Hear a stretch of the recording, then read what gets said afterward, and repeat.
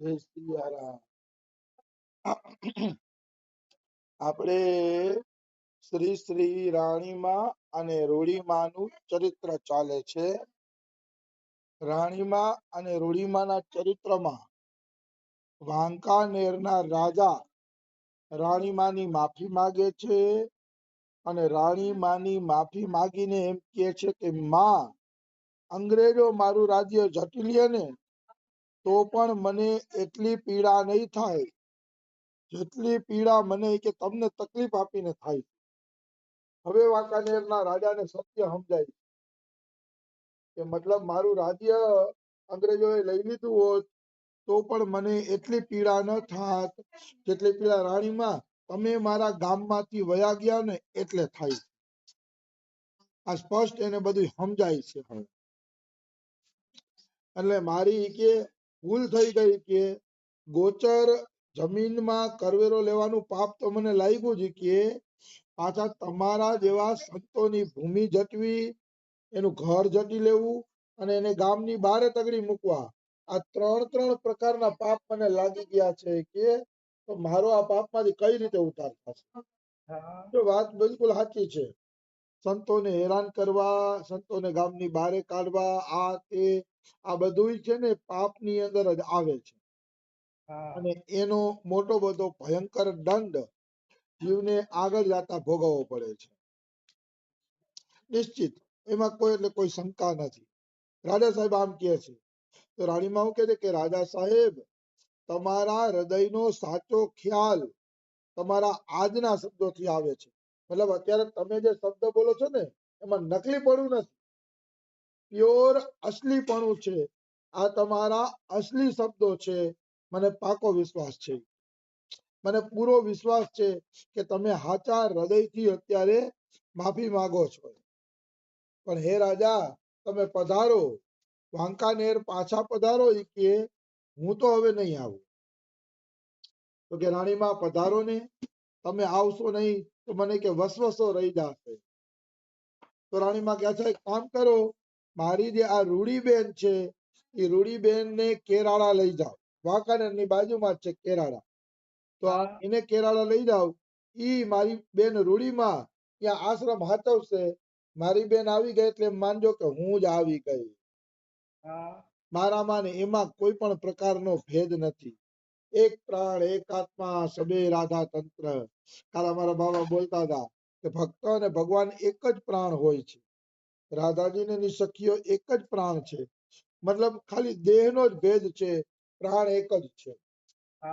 આવી વસ્તુ છે. એટલે કે તમે છે ને એને કેરાળા લઈ જાઓ, રૂડીબેન ને કે ઈ કેરાળામાં સંતોનો સત્કાર કરશે અને સંતોને સાચવશે. બાકી હું તો નહીં આવું. ખેદ કરતા નહીં, દુઃખી થતા નહીં. અને હું વચને બંધાવું છું કે મારો મૃતદેહ કેરાળામાં જ પડશે. આ રાણીમાં બિલકુલ સાચું બોલ્યા. રાણીમાનો મૃતદેહ એટલે જીવતી સમાધિ રાણીમાં કેરાળામાં જ લે છે. મતલબ કેરાળામાં જ રાણીમાની મંદિર અને સમાધિ મંદિર બે આવેલા છે. કારણ કે એને રાજાને વચન આપ્યું કે મારો મૃતદેહ તો કેરાળામાં જ પડશે. ચાલો એટલું તો હું કે તમને વચન આપી દઉં છું, એની ચિંતા ના કરો. અને મારા પરિવાર પણ એનું અનુકરણ કરશે. મતલબ મારા પરિવારના લોકો કેરાળામાં શરીર છોડશે અથવા તો મહિના પછી કેરાળા એનો અગ્નિ સંસ્કાર થશે. એ પણ હું તમને કહું છું. બસ હવે તો તમે ચિંતા મુક્ત થઈ ગયા ને. તો રાજાએ વિચાર્યું કે કાંઈ વાંધો નહીં, હાલો આટલું તો રાણીમાની કૃપા મળી. એટલે રાજા એમ કે ઠીક છે તો હું પાછો જ આવું છું કે અને તમે આ રીતે મારા પર કૃપા કરતા રહેજો. પછી રૂડીમાને બોલાવ્યા અને રૂડીમાને કીધું કે જાઓ કેરાળા જવા માટે તૈયાર થઈ જાઓ. રૂડીમાને આઘાત તો લાગ્યો, કારણ કે રાણીમાને છોડીને જાવું નહોતું ગમતું, પણ રાણીમાની આજ્ઞાથી એમને કેરાળા જાવું પડ્યું. આવી વસ્તુ છે. પછી રાણીમાએ મીઠા ભગતને બોલાવ્યા, જેને પક્ષીને બાળી નાખ્યા હતા ને એ બાળવાનું પાપ કર્યું હતું. મીઠા ભગતને બોલાવ્યા. બિચારા મીઠા ભગત તો પળવારમાં દોડતા આવ્યા, કારણ કે એને માટે તો રાણીમાં જ સર્વસ્વ હતા. રાણીમાએ જ આ પાપમાંથી મુક્તિ અપાવી હતી. એટલે રાણીમાં અતિ પ્રિય હતા મીઠા ભગતને. બિચારા દોડતા દોડતા આવ્યા અને કીધું કે માં બોલો શું કામ છે? તો રાણીમાએ કીધું કે તમારે પણ આજે જ જવાનું છે. ઠાકર આવ્યા કરે છે કે તમે બગસરા જાઓ. બગસરાના સંત છે ને કાલિદાસ મહારાજ, એ કાલિદાસ મહારાજે જ આ ચરિત્ર લખ્યું છે અને બગસરા મોરબી તાબાનું ગામ છે. એમાં જે કાલિદાસ થાય ને એને જ આ ચરિત્ર લખ્યું છે. તો રૂડીમાને કેરાળા ગામમાં મોકલા અને મીઠા ભગતને બગસરા ગામમાં મોકલા, બે ગામમાં. અને બે જગ્યાએ મંદિરની સ્થાપના કરાવી અને સાધુ સંતોની સેવા ચાલુ કરાવી રાણીમાએ. કારણ કે રાણીમાને સાધુ સંતોની સેવા અતિ પ્રિય હતી એટલે રાણીમાએ ત્યાં સાધુ સંતોની સેવા છે ને એ ચાલુ કરાવી દીધી. આવી વસ્તુ છે. અમે દ્વારકા હાલીને ગયા હતા, પોરબંદર થી દ્વારકા 4 દિવસમાં પહોંચવાનું હતું. પણ મજા મને એક વાતની ઈ આવી કે ભારત દેશની અંદર ઠેક ઠેકાણે મંદિરો આવેલા છે અને મંદિરો એ ઉતારો જે મળે છે ને એ ઉતારાનો આનંદ અલગ જ હોય છે. 4 દિવસમાં અમે પહોંચ્યા હતા દ્વારિકા. હું તો છેલ્લા 2 દી ટ્રેક્ટરમાં બેસી ગયો હતો, પણ જે મંદિરે ઉતારો હોય ને ત્યાં ભાઈ રસોઈ બનતી હોય, યાત્રાળુઓ કીર્તન કરતા હોય અને એ કઈક મજા જ અલગ હોય છે. એ ભજનની મજા જ અલગ હોય છે. એટલે ભારતમાં આ સરસ ખૂબી છે કે કોઈ પણ તીર્થયાત્રાના રસ્તે જાવ ને એટલે ઠેક ઠેકાણે મંદિર આવતા હોય અને એ મંદિરમાં તમારી કોઈ પણ રીતે વ્યવસ્થા સરસ રીતે વ્યવસ્થા હચવાઈ જતી હોય. આવી વસ્તુ છે.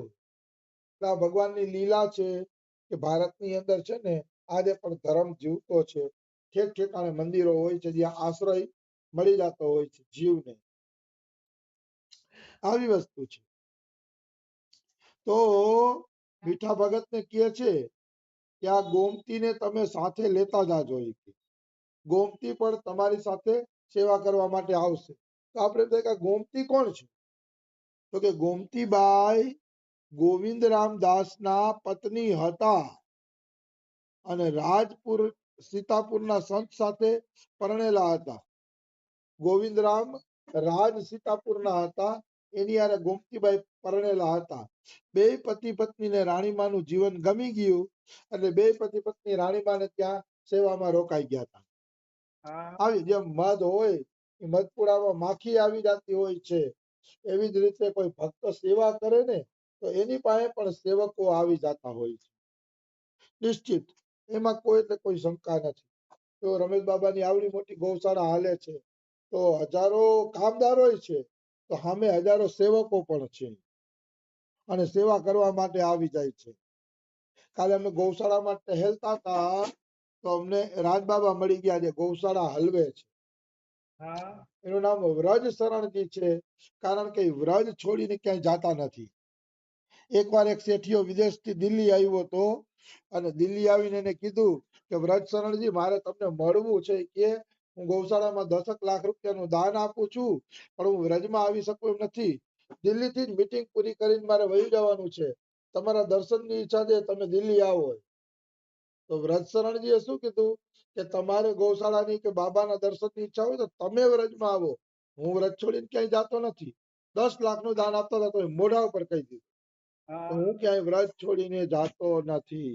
તમારે જરૂર હોય તમે એવું હોય તો અહીંયા આવો. એટલે એનું નામ વ્રજ શરણજી છે. વ્રજના શરણમાં છે, વ્રજ છોડીને ક્યાંય જાતા નથી.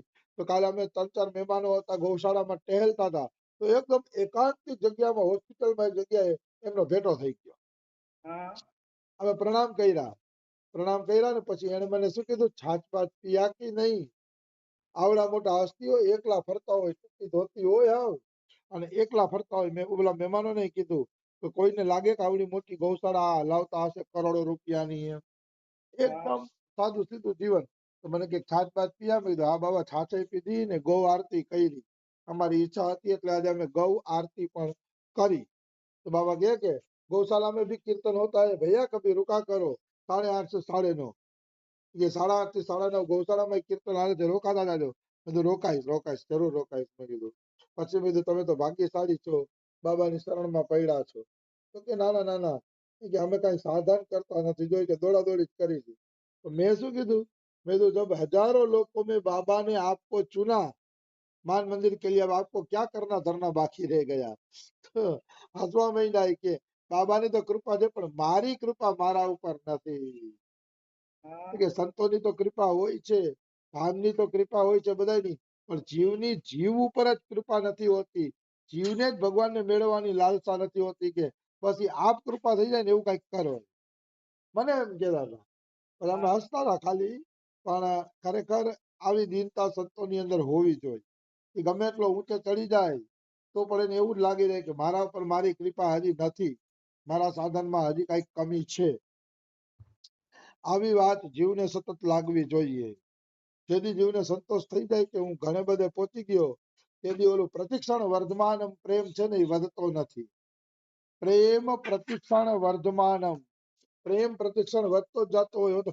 રાધા કૃષ્ણના પ્રેમનો પણ હજી અર્થ આવ્યો નથી પ્રતિક્ષણ વધતો જાય છે એટલે આમાં જે એમ કહી દઈએ કે અમને પૂર્ણ તૃપ્તિ મળી ગઈ છે તો માનવાનું કે એને પરમાત્મા તત્વને ઓળખવું નથી આમાં તૃપ્તિ ન હોય હજી લાલસા કાલે અમારા બાબાને સત્સંગ કરવા ગયા હતા 11:15 સુધી સત્સંગ કર્યો વાત એક જ આવેલી લાલસા ઉપર લાલસા વધારો લાલસાથી જ ભગવાન મળે છે કાલ તો બાબા આવું જ કહેતા હતા કે કોઈ પણ સાધન રાધાજીની સખી સુધી પહોંચાડી શકતું નથી કેવલ લાલસા ને વ્યાકુળતા અંદર એક જલન હોવી જોઈએ કે હજી મળ્યું કેમ નહીં બાબા કે લાલસા બહુ ઝડપથી તમને ભગવાન પાસે પહોંચાડી દેશે આવી વસ્તુ છે ચૈતન્ય ચરિતામૃત માંથી એમને પ્રમાણે આપ્યું હતું પણ એ મને બંગાળીમાં યાદ ન રહ્યું પણ લાલસા એક એવી વસ્તુ છે કે જે જીવને ભગવાન પાસે ઝડપથી પહોંચાડે છે અને નિશ્ચિત રૂપે ઝડપથી પહોંચાડે છે એમાં કોઈ એટલે કોઈ શંકા નથી એક રાજાને કઈક 4-5 રાણીઓ હતી 4-5 રાણીઓ હતી ને રાજાને તો રાજા દિલ્હી ગયા મોટા રાજાનું કોઈ કામ હતું એટલે દિલ્હી આવ્યા તો દિલ્હી આવ્યા ને તો એને ત્યાંથી ટપાલ લખી રાણીઓને અને રાણીઓને કીધું કે બોલો તમારા માટે હું દિલ્હીથી શું લેતો આવું તમે જે કઈ કહેશો ને એ હું દિલ્હીથી લેતો આવી શકીએ તમારે જે જોતું હોય ને એ બોલી જ આવી દિલ્હીથી કે હું એ વસ્તુ લેતો આવીશ તો ઓલી જે રાણીઓ હતી ને એ રાણીઓએ શું કીધું કોઈ કે અમારા માટે હાડી લેતા આવજો ને કોઈ કે દિલ્હીથી ઘરેણા લેતા આવજો ને કોઈ કે કઈ પણ એક રાણીએ ખાલી લાલ અક્ષરમાં શાહ શબ્દ લખ્યો શાહ બીજું કઈ નહીં રાજાને એમ થયું કે શાહ એટલે શું શાહ ઉપરથી મારે કઈ વસ્તુ લાવવાની છે એટલે એને વળી કોઈ હોશિયાર વ્યક્તિને પૂછ્યું ભાઈ આનો શું અર્થ થાય તો કે આમાં એક જ શબ્દ છે શાહ એટલે લાલસા મતલબ દિલ્હીથી તમે કાંઈ ન લઈ આવો તો કાંઈ નહીં પણ દિલ્હીથી તમે જલ્દી પાછા આવી જાવ મને તમારા દર્શનની લાલસા છે લાલસા તો રાજા ખુશ થઈ ગયો અને દિલ્હીથી પાછો આવ્યો ને તો સૌથી પહેલા ઈ જ રાણીના ઘરમાં ગયો જેને દર્શનની લાલસા હતી એટલે કહેવાનો ભાવ છે કે ભગવાન પાસે જે બીજી વસ્તુ માગે ને એને લાલસા નથી એમ માની લેવા એની લાલસામાં કમી છે જે ભગવાન પાસે બીજી વસ્તુ માગે છે અસલી ભક્ત એ છે કે જે ભગવાનની જ લાલસા લઈને બેસે કે પ્રભુ મને તારા દર્શન થાય તારી કૃપા મળે એવી જે લાલસા રાખે છે એ જ પ્રભુ દર્શનનો વાસ્તવિક અધિકારી છે નિશ્ચિત એ જ વાસ્તવિક અધિકારી છે બીજો કોઈ અધિકારી નથી આવી વસ્તુ છે એટલે મનુષ્યએ ભગવત દર્શન સિવાય બીજી કોઈ લાલસા રાખવી જોઈએ નહીં તો એને બહુ ઝડપથી પ્રભુ દર્શનની પ્રાપ્તિ થશે લાલસા વગર કોઈને પ્રભુ દર્શન થતા નથી એક જ લાલસા તુમ કબ મિલોગે તુમ કબ મિલોગે એના સિવાય કોઈ લાલસા નહીં સાંસારિક જાગતિક વસ્તુની કોઈ લાલસા નહીં દેહ સંબંધી કોઈ પણ લાલસા નહીં શરીર માટે શું લાલસા કરવી દેહ માટે શું લાલસા કરવી ઘર પરિવાર માટે શું